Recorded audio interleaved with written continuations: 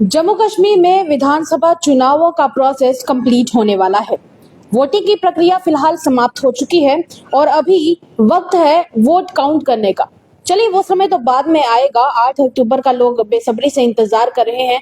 पर इसी बीच सुनने को मिलता है कि जो 5 सीट्स हैं वो 5 सीट्स को नॉमिनेट किया जाएगा और हमारे लेफ्टिनेंट गवर्नर मनोज सिन्हा इसका खुद डिसीजन लेंगे। डिसीजन लेते हुए इन 5 सीटों को फाइनलाइज किया गया और एक सीट पीओजे के रेफ्यूजीज के लिए फाइनलाइज की गई। मेरे साथ इस वक्त एसओएस इंटरनेशनल के चेयरमैन मौजूद हैं, राजीव चुन्नी जी, इनसे बातचीत करेंगे। सर, किस नजर से देखते हैं और क्या सोचते हैं इस बारे में कि 5 सीटों में से एक सीट अलॉट की गई है? सर जी धन्यवाद, आपने मौका दिया। देखें, एक तो हम संतुष्ट नहीं है। आप संतुष्ट नहीं है? नहीं है, इसलिए क्योंकि हमारा हक था 8 सीटों का। बहुत बड़ी संख्या है, 12 लाख के करीब लोग हैं जी।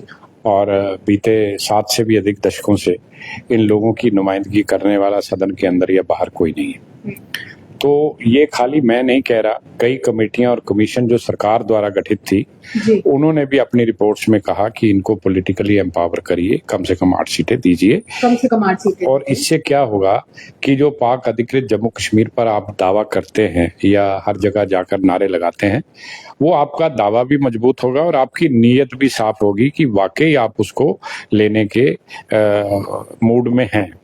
लेकिन चले, इन्होंने एक सीट दी, अब हम आगे बाकी सीटों के लिए भी अपना संघर्ष जारी रखेंगे। लेकिन दुख इस बात का हो रहा है कि जो एक सीट दी है वो इसलिए दी गई थी कि हमारे समुदाय में से किसी व्यक्ति को नॉमिनेट किया जाता जो अपने समुदाय की बात सदन के अंदर रखता और सरकार तक, एक सरकार और हमारे समुदाय के बीच एक ब्रिज का काम करता, एक पुल का काम करता, क्योंकि आज तक पुल नहीं था। ऐसा नहीं है कि मेरे समुदाय के लोग कभी विधायक नहीं बने या वो एमएलसी नहीं बने मंत्री भी बने, लेकिन उन्होंने पार्टी लाइन हमेशा चलाई। वो कभी समुदाय की सोच के आगे नहीं चले और उस तरह से नहीं चले। मतलब पार्टी की विचारधारा के साथ ही बहे चले रहे। हाँ, उनके साथ बहे चले, उनकी मजबूरी थी क्योंकि वो पार्टियों में थे और पार्टियों में तो ये सिस्टम है कि जो भी नेता है वो एक बॉन्डेड लेबरर की तरह काम करते हैं। उनको पार्टी का डिसिप्लिन फॉलो करना पड़ता है, चाहे पार्टी गलत कह रही है सही कह रही है। लेकिन जो व्यक्ति बाहर बैठा है, जिसको पार्टी की कोई चिंता नहीं है, वो हमेशा समाज की बात बिल्कुल मुखर होकर करेगा और स्पष्ट शब्दों में करेगा। इसलिए हम चाहते थे कि कोई ऐसा नुमाइंदा सामने आता जिसको सरकार, हालांकि ये बड़ा कम है संख्या में ये जो आप दे रहे हैं, लेकिन चलिए बाकी के लिए भी हम संघर्ष करेंगे।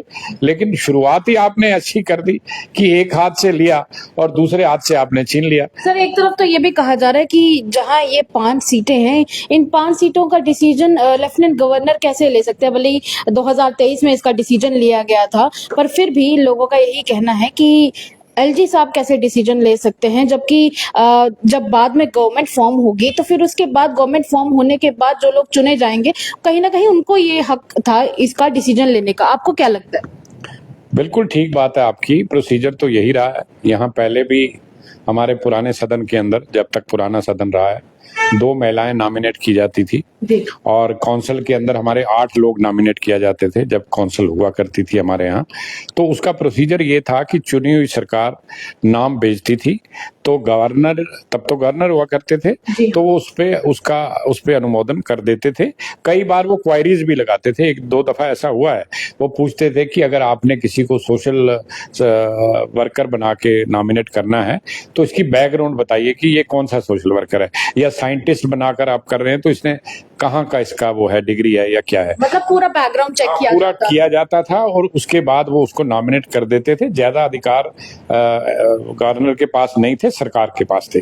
अब इन्होंने कहा है कि हमने पौंडीचेरी मॉडल लाया यहाँ पे। पौंडीचेरी चूंकि यूटी है और वहाँ 3 एंग्लो इंडियन जो है उनको नॉमिनेट किया जाता है और वहाँ की जो प्रक्रिया है वो ये कहती है कि उनकी नॉमिनेशन भारत सरकार करती है। भारत सरकार करती है। लेकिन यहाँ जो आपने अमेंडमेंट लाई 2023 में, उसमें आपने कहीं नहीं लिखा भारत सरकार करेगी, आपने केवल इतना लिखा कि एलजी करेंगे। तो अब एलजी कैसे करेंगे? एलजी तो खुद यहाँ पर नॉमिनेटेड है, वो कोई इलेक्टेड थोड़ी है। अच्छा, अब जो इलेक्टेड लोग आएंगे उनको अधिकार दीजिए, क्योंकि उनको पता है वो एरिया वाइज हर जगह जाते हैं, ये लोग भी जाते हैं, जो और लोग आएंगे जीत के वो भी जाते हैं। उनको पता है हमारी समस्या क्या है, कितनी बड़ी तादाद में ये लोग हैं, इनमें से भले आदमी कितने हैं जो जिन लोगों को हम कंसिडर कर सकते हैं या ला सकते हैं। लेकिन आपने वो सोचा ही नहीं, कभी मौका ही नहीं दिया। आपने जनाब देखा कि एक हमारा आदमी जो है उसको रोजगार नहीं मिला, वो बेरोजगार है, तो चलो इस सीट पे उसको एक रोजगार दे दो। ये सीट किसी को नौकरी देने के लिए नहीं बनाई गई थी, ये सीट बनाई गई थी कि समुदाय की नुमाइंदगी असली तौर पर, सही तौर पर, नॉन पॉलिटिकली इसको वो लोग जाके करते। लेकिन इन्होंने इसको राजनीति का अखाड़ा बना दिया। अब तो यहाँ ये चल रहा है कि संख्या बल कैसे बढ़ सकता है इस सीट को लेकर। तो अगर यही करना था तो आपने दी क्यों भाई साहब, अपने पास रखते। तो आने वाले समय में क्या आपको लगता है कि इसके ऊपर कोई डिसीजन लिया जाएगा? और दूसरी तरफ आप, क्योंकि खुद आप बता रहे कि आप नाखुश हैं, नाराज हैं, तो उसको देखते हुए आपकी तरफ से लीगली कुछ किया गया, जैसे कोई मेमोरेंडम या इस तरह का कुछ किया गया आपकी तरफ से? देखें, मेमोरेंडम तो हमने बाकायदा तौर पर एलजी साहब को दिया है। कल हमने उसकी मेल डाली, फिर हमने पोस्ट कराया, फिर हम राजभवन भी गए जम्मू। वहां चूंकि वो नहीं थे, एलजी साहब बाहर थे, लेकिन तीन तरीकों से जरिए से हमने पहुंचाई अपनी बात। तो अब एलजी साहब के विवेक पर है कि वो क्या करते हैं। लेकिन मैं समझता हूं कि एलजी साहब को एक निष्पक्ष निर्णय लेना चाहिए, क्योंकि उनकी अपनी साख भी आज जो है वो स्टेक पर है। और सारी समाज, खाली मेरा समाज नहीं, पूरे जम्मू कश्मीर के लोग जो 1,30,35 लाख हो गए हैं, वो आज उनकी तरफ उनकी निगाहें हैं कि आखिर वो क्या करते हैं। वो क्या कभी कोई इस तरह का फैसला तो नहीं ले लेंगे कि चुना हुआ जो मैंडेट आएगा उसको डिफीट करने के लिए इन सीटों का इस्तेमाल करेंगे। ये सारी चीजें लोग देख रहे हैं, पब्लिक स्क्रूटनी हो रही है। और जो लोग इसको लीगल तरीके से लड़ना चाहते हैं वो लड़ें, क्योंकि इसमें कई सारी पॉलिटिकल पार्टियों ने भी ऐतराज जतलाया है अपना। तो हमने तो जतलाना है, क्योंकि हमारा एक लंबा इतिहास है, 30-32 साल हमें लग गए, तब जाकर ये सीट एक मिली जो हम जिससे खुश नहीं है। ये कोई पूरी नुमाइंदगी नहीं है, ये एक मजाक किया गया हमारे समुदाय के साथ। लेकिन चलिए, अगर आपने दी है एक, तो उसको रखने दीजिए ना हमारे पास। उसको भी आप छीन रहे हो, और आप एक बेरोजगार व्यक्ति जो आपकी पार्टी में, उसको रोजगार दे रहे हो, ये गलत है। तो ऐसे में मैं चाहूंगी कि आप जाते जाते एक मैसेज जो है वो एडमिनिस्ट्रेशन के लिए जरूर दें। देखिए, मेरा तो यही संदेश है कि निष्पक्ष काम करें, और जिन लोगों के लिए जो चीज बनाई गई है उन तक ये डिलीवर हो, उनकी बात ताकि ठीक तरीके से हो। क्योंकि मेरे समुदाय के लोग पहले भी यहाँ मंत्री रहे, विधायक रहे, लेकिन वो लोग कुछ कर नहीं पाए क्योंकि वो अपनी पार्टियों के साथ बंधे हुए थे।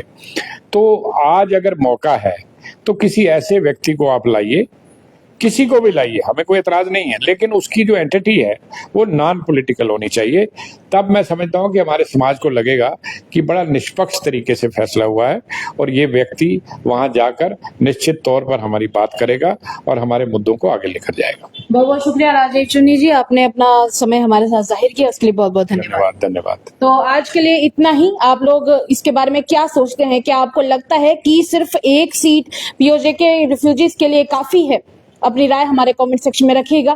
तब तक के लिए देखते रहिए द अर्थ न्यूज। साक्षी सानी के साथ सेवाराम की रिपोर्ट, जम्मू।